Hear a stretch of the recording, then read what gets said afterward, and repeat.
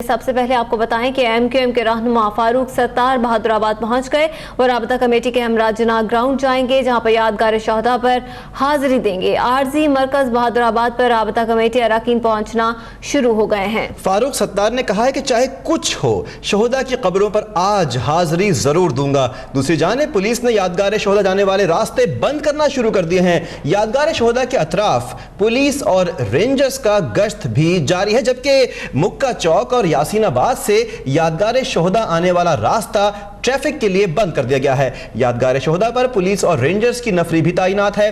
जानेंगे इस वक्त सूरत हाल इस बारे में और बात करेंगे अब तक के नुमाइंदे काशिफ नजीर से।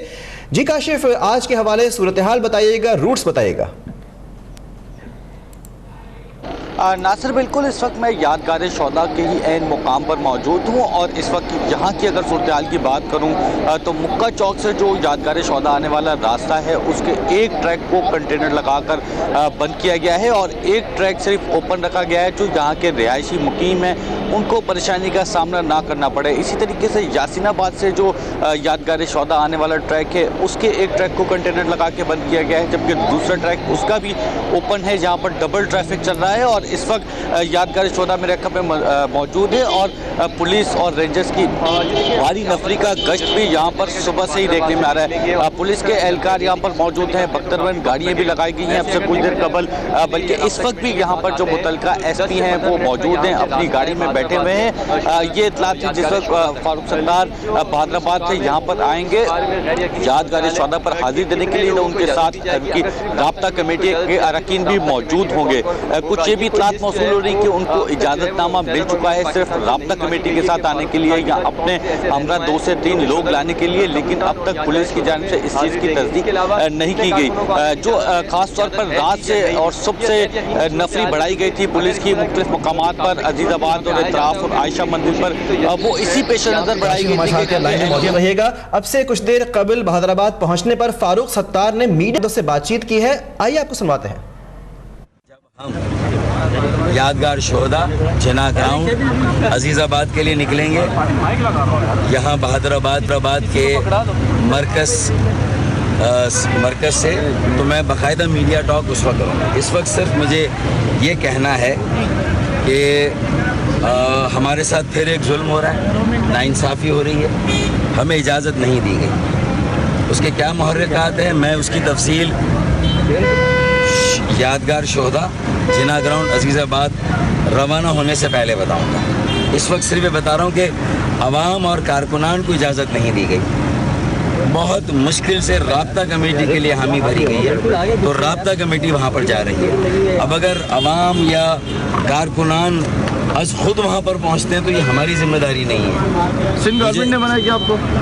देखें, हम तो इंतज़ामिया से इजाज़त लेते हैं ना, जो हुकूमत सिंध के अंडर में है, और जो वजह हमें बताई गई है हमें हज़म नहीं हो रही है। मैं उसकी तफसील रवानगी से पहले और फिर जो मीडिया टॉक हम वहाँ करेंगे यादगार शहदा पर, मैं वहाँ ये सारी आज भी कोई बड़ा ऐलान मुतवक्का है डॉक्टर साहब? अब मैं आपको ये रोज़ाना बड़े ऐलान की आदत नहीं डालना चाहता। बड़े ऐलान कभी कभी होंगे, लेकिन छोटे मोटे।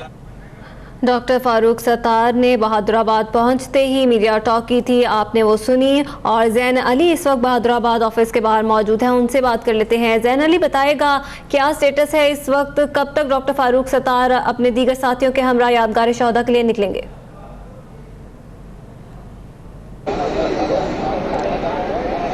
मौके पर उनका ये कहना था कि राबता कमेटी के जो अरकान हैं उनसे जो है वो एक मुशावरती अमल यहाँ पर होगा, उसके बाद वो अपना मौक़िफ़ पेश करेंगे।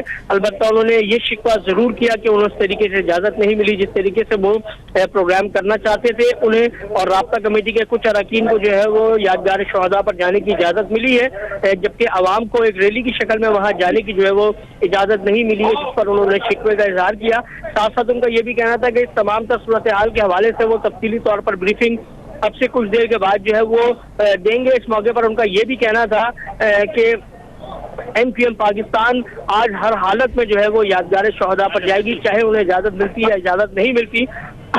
उस सूरत में भी उसने ये आज यादगार शहदा पर हाजिरी देनी थी।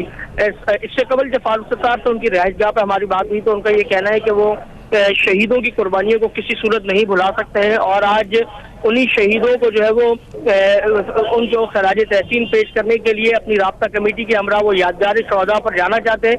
साथ साथ उनका ये भी कहना है कि उनकी ख्वाहिश है कि वो शहदा कब्रिस्तान भी जाएं, जहां डॉक्टर इमरान फारूक की कब्र पर जाकर फातिहा खानी करें। जी ठीक है ज़ैन अली, ये भी आगाह करते चलिएगा कि यादगार शहदा जाने वाले कौन कौन से रास्ते हैं जहाँ पे कंटेनर्स लगा के उन रास्तों को बंद किया गया है? यादगार शहदा की तरफ जाने वाले जो तकरीबन 7 रास्ते बनते हैं, उन तमाम रास्तों को जो है वो बंद कर दिया गया है। वहाँ इजाफी नफरी भी जो है वो तैनात की गई है। इसके अलावा कंटेनर्स लगा के रोड को मुकम्मल तौर पर ब्लॉक किया गया है। और अगर बात की जाए आयशा मंजिल से वो रास्ता जो मुक्का चौक की तरफ जाता है और फिर मुक्का चौक से अजीजाबाद यादगार शहदा की जानिब जाता है, जिना ग्राउंड की जानिब, तो उसे भी जो है वो मुकम्मल तौर पर बंद किया गया है। इसके अलावा MQM का जो पहला पुराना मरकज रहा है 90, उसके भी एतराफ में जो है वो रुकावटें लगाकर उसे बंद कर दिया गया है ताकि कोई भी फर्द वहां ना जा सके। और जिन लोगों को इजाजत दी गई है वो सिर्फ यादगार शहदा पर जाए और फातिहा ख्वानी करके वापस आ जाए। जी ठीक, ये बताएगा कि बहादुराबाद पहुंचे फारूक सत्तार ने मीडिया के नुमाइंदों से बातचीत भी की है। आपको क्या दिखता है कौन कौन से रहनुमा इस वक्त उनके साथ मौजूद हैं, कौन कौन से रहनुमा जाएंगे यादगार शहदा? अगर बात की जाए तो इस वक्त बहादुराबाद में MQM पाकिस्तान के सरबराह डॉक्टर फारूक सत्तार मौजूद है। इसी तरीके से शोबा इत्तलात के जो इंचार्ज हैं सैयद अमीनुल हक मौजूद है। इसके अलावा शब्बीर कायम खानी मौजूद है, कमर नबी जमील मौजूद है और इसके अलावा जो है वो दीगर रहनुमा भी यहाँ पर मौजूद हैं। अरकान असम्बली भी है और शायद इसी बात का इंतजार किया जा रहा है कि अब कुछ देर के बाद मेयर कराची भी यहाँ पर पहुँच जाए और दीगर लोग यहाँ पर पहुँचे, जिसके बाद ये तमाम तर अफराद यहाँ से एक काफिले की शक्ल में जो है यादगार शहदा की जानिब जाए।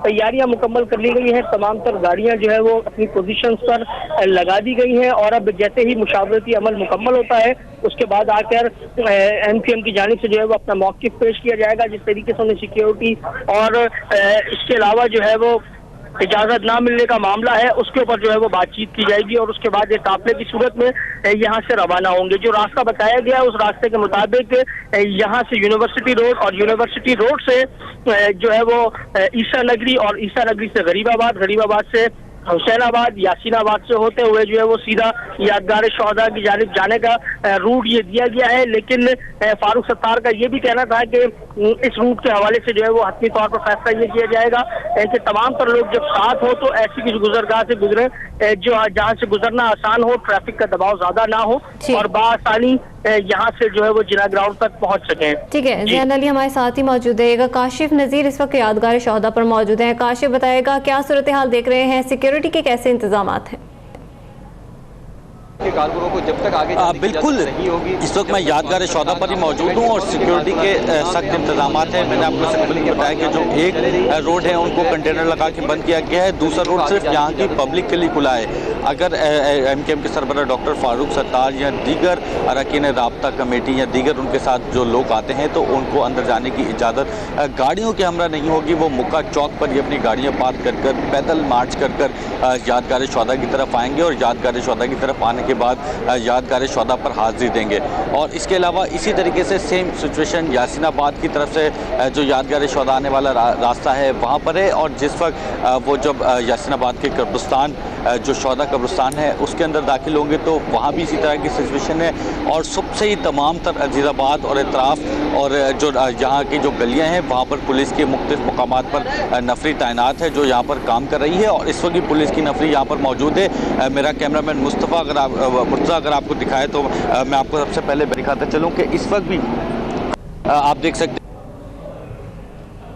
ठीक है, काशिफ नज़ीर हमें यादगार शहदा से बराह रास्त आगाह कर रहे थे। उनका यही कहना था कि कुछ रास्ते हैं जिनको कंटेनर्स लगाकर बंद किया गया है और ये भी बताया गया है कि जो यादगार शहदा है उसके करीब जो जगह है वहाँ पर गाड़ियाँ खड़ी करने की जगह दी जाएगी अरकान को और उसके बाद वो पैदल वहाँ से मार्च करते हुए यादगार शहदा पर जाएंगे।